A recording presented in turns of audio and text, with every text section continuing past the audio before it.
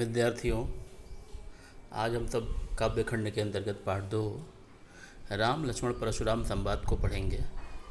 यह रामचरितमानस के बालकांड से लिया गया है। इसमें राम लक्ष्मण और परशुराम के संवाद को दिखाया गया है, दर्शाया गया है। जब धनुष टूट जाता है तो परशुराम जी क्रोधित होते हुए राजा जनक के दरबार में आते हैं और धनुष पूछने का कारण पूछते हैं, धनुष टूटने का कारण पूछते हैं। तो रामचंद्र जी कहते हैं कि नाथ शंभुधनु भंज निहारा, होई केउ इक दास तुम्हारा। हे नाथ, हे स्वामी, शंभुधनु यानी शिव के धनुष को भंज निहारा, भंजन निहारा यानी तोड़ने वाला, होई क्यों एक दास तुम्हारा, आपका ही कोई एक दास होगा।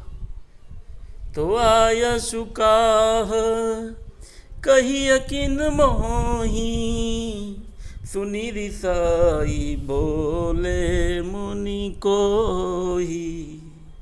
आयसु यानी आज्ञा, कहा यानी क्या है, तो आपकी क्या आज्ञा है। कही अकिन मोही, आप मुझसे कहते क्यों नहीं, कहिए ना। सुनी रिसाई बोले मुनि कोही, यह सुन करके मुनि कोही यानी स्वभाव से ही क्रोधी, कोही यानी क्रोधी, तो स्वभाव से ही क्रोधी ऋषि परशुराम जी यह सुनकर कहते हैं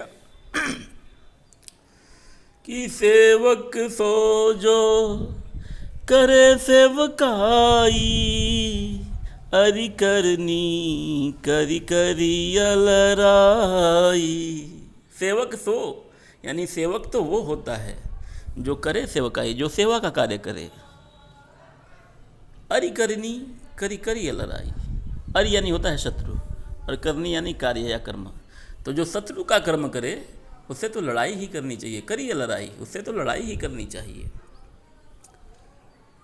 और फिर क्या कहते हैं आगे कि सुनहु राम जही शिव धन तोरा, सहस बाहु समसो रिपु मोरा।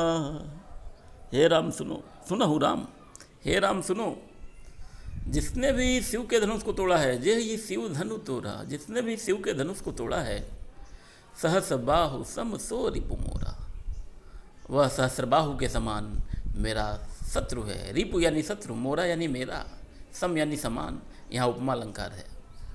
अगली लाइन में क्या कहते हैं कि सो बिल गाऊ बिहाई समाजा, नत मारे जई हहीं सब राजा। सो बिलगाओ बिहाई समाजा, जिसने भी शिव के धनुष को तोड़ा है वह राजाओं की सभा से खुद को अलग कर ले, और नहीं करेगा तो क्या होगा, यानी सामने आ जाए वह निकल के बाहर, जिसने शिव के धनुष को तोड़ा है। नहीं करेगा तो क्या होगा, न तमारे जई हहीं सब राजा, नहीं तो जितने भी यह राजा उपस्थित हैं उन सबका मैं वध कर डालूंगा, उन्हें मार डालूंगा। कि सुनि मुनि वचन लखन मुस्काने, बोले पर सुधरहि अवमाने। सुनि मुनि वचन यानी मुनि के वचनों को सुन करके लखन मुस्काने, लक्ष्मण जी हंसने लगते हैं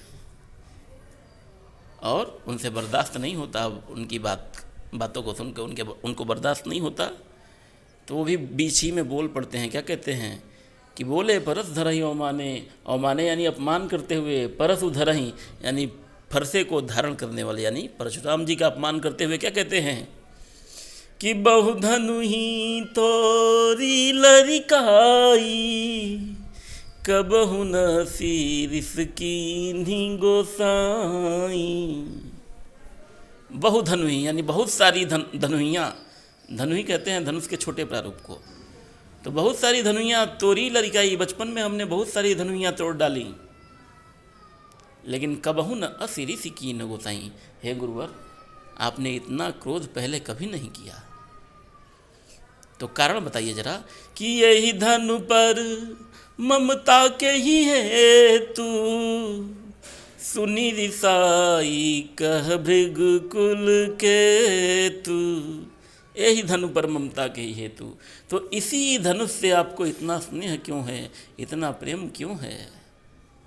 और यह सुन करके सुनी रिसाई, जब लक्ष्मण के इन बच्चों को सुन करके रिसाई यानी क्रोधित होते हुए कह भृग कुल केतु, भृग कुल केतु यानी भृग कुल के ध्वजावाहक अर्थात परशुराम जी, यह सुन करके क्रोधित होते हुए कह यानी कहते हैं।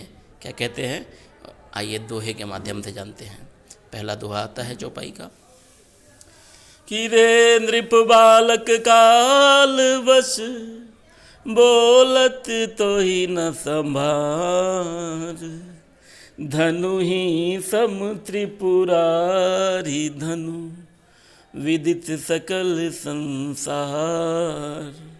रे नृप बालक, अय राजा के पुत्र, नृप का मतलब होता है राजा, बालक यानी बच्चा, या राजा का बच्चा या राजा का पुत्र। अय राजा के पुत्र, लगता है काल के वश में हो तुम, काल तुम्हारे सर पे नाच रहा है, इसीलिए बोलत तो ही ना संभार, तुम संभल के बात नहीं कर रहे हो।